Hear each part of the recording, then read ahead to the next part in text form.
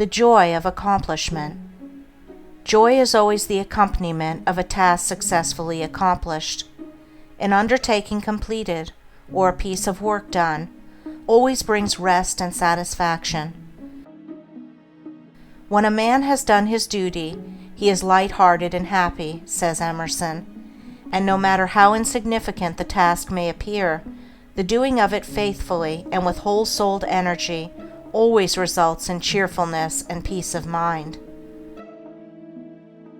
Of all miserable men, the shirker is the most miserable, thinking to find ease and happiness in avoiding difficult duties and necessary tasks, which require the expenditure of labor and exertion. His mind is always uneasy and disturbed. He becomes burdened with an inward sense of shame, and forfeits manliness and self-respect. He who will not work according to his faculty, let him perish according to his necessity, says Carlyle. And it is a moral law that the man who avoids duty and does not work to the full extent of his capacity does actually perish, first in his character, and last in his body and circumstances.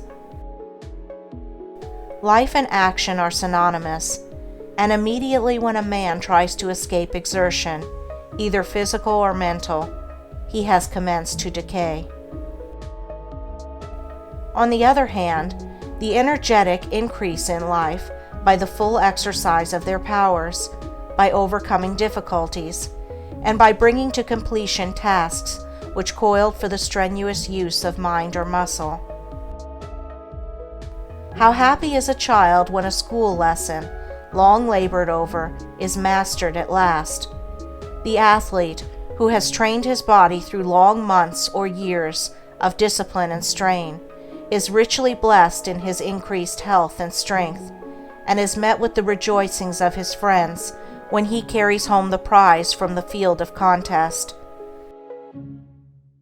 After many years of ungrudging toil, the heart of the scholar is gladdened with the advantages and powers which learning bestows. The businessman, grappling incessantly with difficulties and drawbacks, is amply repaid in the happy assurance of well-earned success, and the horticulturist, vigorously contending with the stubborn soil, sits down at last to eat of the fruits of his labor. Every successful accomplishment, even in worldly things, is repaid with its own measure of joy, and in spiritual things, the joy which supervenes upon the perfection of purpose is sure, deep, and abiding. Great is the heartfelt joy, albeit ineffable, when, after innumerable and apparently unsuccessful attempts, some ingrained fault of character is at last cast out to trouble its erstwhile victim and the world no more.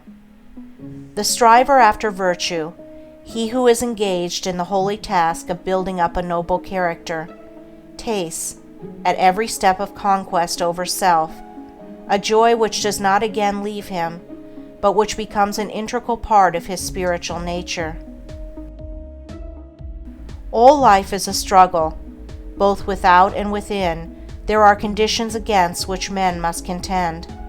His very existence is a series of efforts and accomplishments, and his right to remain among men as a useful unit of humanity depends upon the measure of his capacity for wrestling successfully with the elements of nature without, or with, the enemies of virtue and truth within.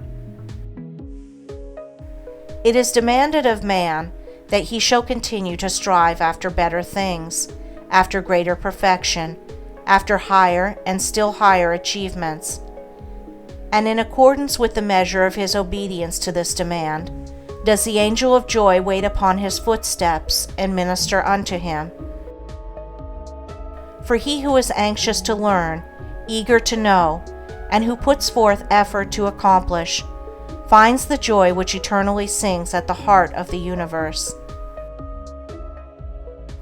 First in little things, then in greater, and then in greater still, man must strive, until at last he is prepared to make the supreme effort, and strive for the accomplishment of truth, succeeding in which he will realize the eternal joy.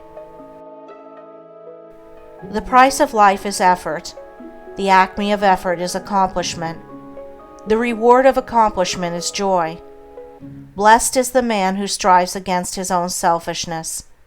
He will taste in its fullness the joy of accomplishment.